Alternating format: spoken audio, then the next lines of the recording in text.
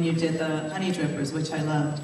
And I stopped you in the back because you were starting to talk about the music, and you have such an ear for music, and I wanted you to tell everyone what you were about to tell me in terms of the soundtrack and the singers. Yeah, one of the things we wanted to do was use a lot of music from the period, and there's the line that the priest has, "Oh, they're wonderful mimics."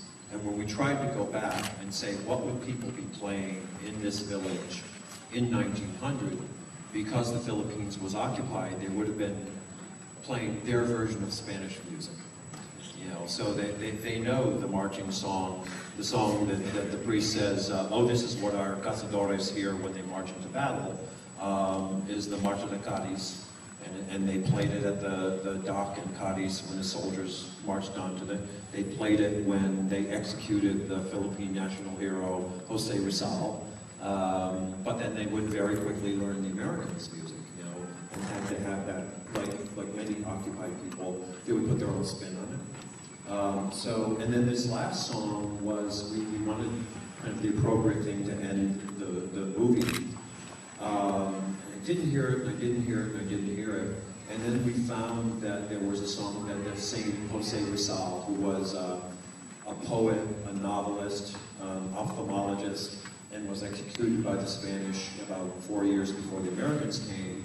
He had written a poem that had been put to music and made into kind of a kundiman. And we actually found the music, we found the piano version of it, and we found the lyrics, and then we got, the woman you hear singing is Grace Nono, who, for shorthand I'll call, but Joan Baez of the Philippines. She's also an ethnomusicologist, and she was just about to leave to go to New York, to go to NYU and get her degree, her PhD.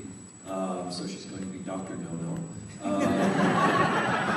Incredible singer, you know, and she was able to come, you know, like the day before she got on the plane to come to New York and do this song in Tagalog with these, you know, these lyrics that, if you speak any Tagalog, you know, are very kind of patriotic, longing lyrics by a guy who never got to see the Philippines become, you know, independent.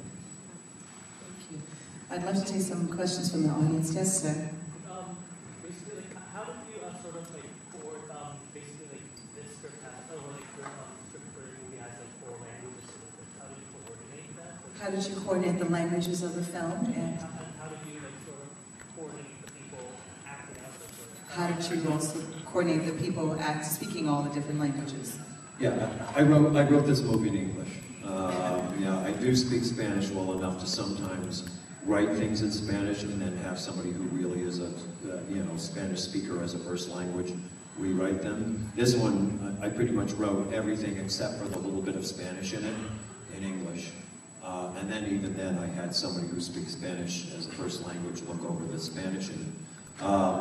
A guy named Jose Pete Lacaba, who's a Philippine writer who's written screenplays and is kind of a scholar of Tagalog, did the translation from English into Tagalog into what's considered deep Tagalog, which is period 1900 Tagalog. And it was great that I had somebody who'd been a screenwriter as well, because I could say, you know, okay, read the character, and their Tagalog has to be, how educated is this person? Do they speak any Spanish?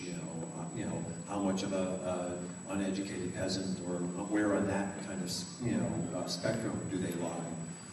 And then for my priest, who has only been there for 3 years and he's learned Tagalog, how is his Tagalog? Can he make some mistakes? You know, it's going to be pretty rocky when he speaks it.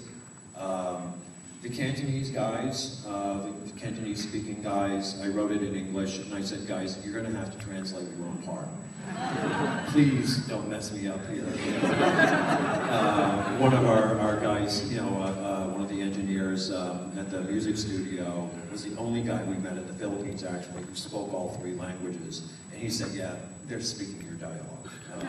So the second part of the question is, how do you work with those actors?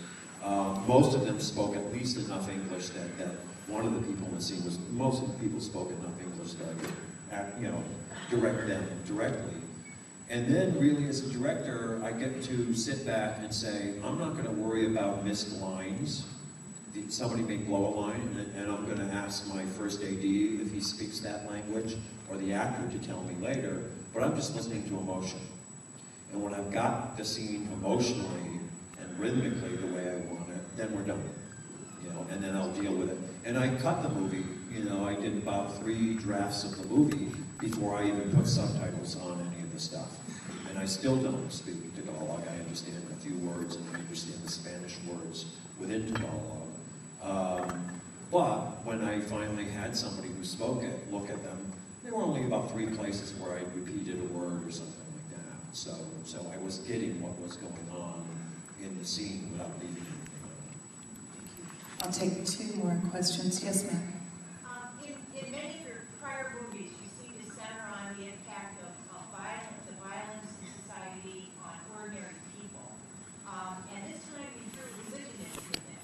And I'm curious on your take on that, because obviously it didn't come across as terribly positive as represented by the priest. Yeah, this is something specific about this specific situation. Sorry, I didn't repeat the question. Okay. Can you repeat the question? Yeah, the question is in a lot of my other movies I've talked about kind of normal people thrown into a violent situation. And this time I brought this extra thing of religion into it. The specific situation of the Philippines at this time is religion was a lot of the problem, or the church anyway, let's say, was a lot of the problem in the Philippines. The church was very conservative. 3 of the major orders, I think it was the Franciscans, the Dominicans, and the Augustinians, had gotten very greedy. They were doing this thing of starting to, okay, you want your mom buried? You can't pay me? I'll take 2 acres. So they were getting more and more land in the personal names of these priests in very many cases, certainly in the name of the church. And there was this thing called the polo, which was you owe the state and the church a couple weeks of free work every year. So it's okay, it's your 2 weeks, go and harvest my rice for free. There were a lot of people fathering children. So when you said father, it might be literally your father. You know, the plot of Rizal's first novel, Non Mi Tangere, is, you know, the big revelation at the end is the reason that the priest won't let this young man, you know, near this girl is because that girl is actually his daughter. So, you know, the priests were really out of control here. The Jesuits were the moderate people there. So if you're Catholic, you can realize that they're usually the hard hitters. To the point where whenever a more liberal governor general was sent from Spain and started to reform anything and make the treatment of Filipinos in their own country better, the church would have them fired. So you can't really do a story about the Philippine, you know, situation at that time without a priest in the middle there with his own agenda. You know? And then I tried this extra thing of making him not just a villain, but he's a believer. He's not a sinner. You know, he really believes these are his children and these are his soul. But he is a Spaniard at the same time, and his greed and his pride and his belief and his service are all mixed together. And he's even having kind of a crisis of faith by the end of have I had a hand in this thing? I didn't mean it to go this far. I wouldn't mind if you were thrown in jail for a long time and lost your power, but I didn't mean for you to be hanged. As he says, you know, I've talked to a lot of people in confession, and they're tortured only by their sins. So you know, and there were priests who, you know, would sick the guardia on you and get you tortured. He just doesn't have to be one of them, but he's no help. Thank you. I have one more question. Lady in the black jacket, right here, yes. When I saw the scene with the lieutenant basically declared martial law and says that the village is being governed under martial law, it made me think of contemporary controversies over martial law, and particularly Afghanistan. So I wonder, first of all, whether this film is kind of like meant to be sort of allegory to Afghanistan. And if it wasn't, then I was wondering what sort of drew you to this historical period in Yeah, the question is the scene where the lieutenant is talking about the General Order 100 and martial law. You know, there's a lot of parallels to what's going on in Afghanistan. And was that conscious? You know, you can't make a movie about war and occupation without it being about other wars and other occupations. You know, I could have set a movie very much like this in a French town, you know, during the Vichy period, during World War II, when the Nazis were occupying, you know. I could have set it in Vietnam in 1969. I could have set it in Iraq 5 years ago. I could have set it in the American South in, you know, 1864 when the Union Army came down and started taking over southern towns. General Order 100 was written during the American Civil War. And what it was is, some of the language says, you know, although we're slaughtering each other, and that's the point of what we're doing, for us to win and for you to lose, we are still moral people. That's what the people who are slaughtering each other want to believe. They want to believe that there's still a code. They want to be able to say, God is looking down and he approves of what we're doing. We're doing it by the rules, and here are the rules. What was tough and why that order is 20 pages long or so is they were doing it to other white Americans, and they felt like, oh geez, we have to kind of treat them like human beings, even though they may still be, you know, conniving against us or fighting against us or supporting rebel guerrillas who may come and shoot at us. What are the rules here? What's the rule that says if we catch you doing this, we can kill you? Because otherwise, these people are going to continue to fight against us as we sit in their living rooms and they smile and bring us a mint julep. They tried to apply that to the Philippines, even though those weren't white English-speaking people. And you know, I don't know if any of you know this, but the Rudyard Kipling poem, "Pick Up the White Man's Burden, Send the Best You Breed," the subtitle of the poem, the title of the poem is America in the Philippines. And he's literally saying to Americans, okay, we the British are tired of being the only imperial power out there, you know, bringing white Christianity to these little brown buggers. It's your turn. And that was that era. It was not couched in any nicer terms than that.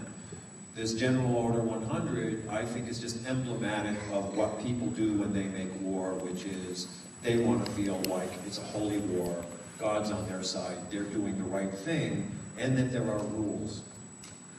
The problem comes when all of a sudden our colonel that Chris Cooper played, he needs results. So yeah, we're supposed to win their hearts and minds, but if we don't, let's torture them. Let's concentrate them. That word concentrate, the Spanish had started, you know, this whole idea of the concentration camps in Cuba. They were literally starving people to death in Cuba. They call them reconcentrados.